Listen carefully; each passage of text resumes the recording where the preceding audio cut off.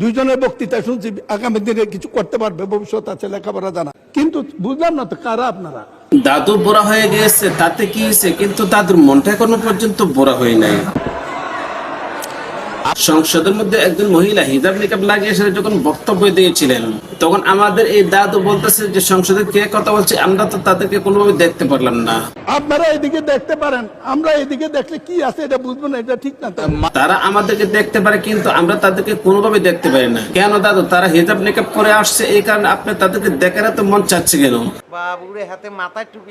আসলে একটা কথা আছে না, দাদু যতই বুড়া হয় কিন্তু দাদুর মনটা কোনোভাবে বুড়া হয় না। শয়তান যতই ভালো হয়, গাছবাগ আর কোনো সময় ছাড়ে, গাছবাগ কিন্তু কোনো সময় ছাড়ে না। আমাদের হাউসে আমাদের বোনেরা এসছে এমপি হইয়া।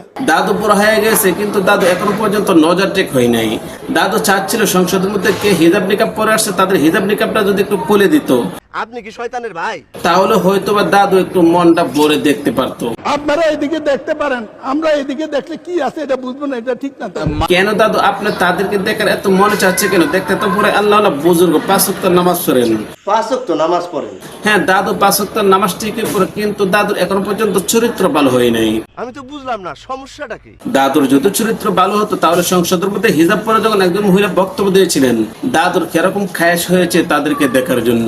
বুঝলাম না তো কারা আপনারা। দাদু আপনি যেরকম ভাবে বলছেন তাদেরকে আপনি কোনোভাবে চিনতে পারছেন না, তাদেরকে কোনোভাবে দেখতে পারছেন না, অথচ তারা আপনাদেরকে দেখে। আপনারা এদিকে দেখতে পারেন, আমরা এদিকে দেখলে কি আছে এটা বুঝবো না, এটা ঠিক না। আমার একটা কথা হচ্ছে, সংসদের বাহিরে যখন আপনারা ঘোরাফেরা করেন, রাস্তা দিয়ে যে মহিলারা চলাফেরা করে, তাদেরকে কোনো সময় আপনি এই কথাটা বলেছেন নি যে আপনারা তো আমাদেরকে দেখতে পান, তাহলে আপনাদেরকে আমরা কোনোভাবে দেখতে পারি না কেন? আপনারা যদি রাস্তার মধ্যে হিজাব নিকাব পরে চলাফেরা করেন তাহলে তো আপনাদেরকে আমরা কোনোভাবে দেখতে পারবো না। রাস্তার মধ্যে যদি এই কথা বলতে পারেন কোনো সময়, তাহলে বুঝতে পারবেন কত দানে কত চাউল। আসলে সংসদের মধ্যে দাদু যে জিনিসটা দেখতে চাই, বলবো থ্যাংক ইউ। আমি হ্যাঁ আসলে দাদু এই জিনিসটা সংসদের মধ্যে দেখতে চেয়েছিলেন। এরকম ভাবে যদি প্রত্যেকটা মহিলা আসতো তাহলে হয়তো বা দাদুর কাছে অনেকটাই ভালো লাগতো। বলবো থ্যাংক ইউ। আমি দাদু মন ভরে দেখতে পারতেন তারা কোন ধরনের পোশাক পরে আসে, তাদের সাইজ কিরকম। আসলে মূলত হচ্ছে দাদু এগুলো দেখতে চায় সংসদের মধ্যে, কারণ সরকার গঠন করার আগে তারা বলেছিলেন মদিনা সনদে তারা সংসদ পরিবেশনা করবে। বলবো থ্যাংক ইউ। আমি সময় শেষ হয়েছে, কিন্তু সংসদ থেকে পরিবেশনা হচ্ছে, এই হলো অবস্থা। We must all understand global economy is under huge pressure.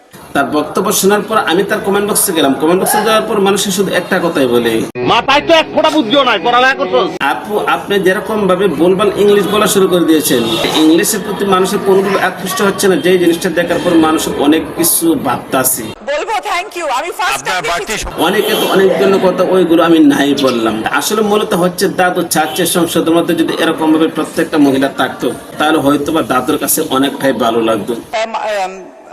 Mile of কাঁচা রাস্তা। আর এই আপু মনির ইংলিশ শোনার পর তো আমি আবার নতুন করে ভাবতেছি স্কুলে ভর্তি হব। কারণ এই যে আপু যেরকম ভাবে ইংলিশ বলা শুরু করে দিয়েছে, সময় শেষ হয়েছে। আর স্পিকার সাহেব একটুখানি সুযোগ দেন না তাকে, কারণ সে সামনে কি এরকম ভাবে ইংলিশ বলবে সেটা তো জানি না। তবে সে যেরকম ভাবে ইংলিশ বলা শুরু করে দিয়েছে, তার ইংলিশ শোনার পর আমি পুরাই অবাক হয়ে গেলাম।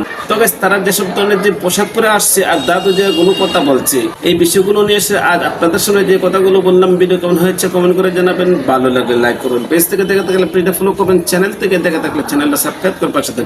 তো আজ এই পর্যন্ত রাখলাম, ভালো থাকুন, সুস্থ থাকুন, আসসালামু আলাইকুম।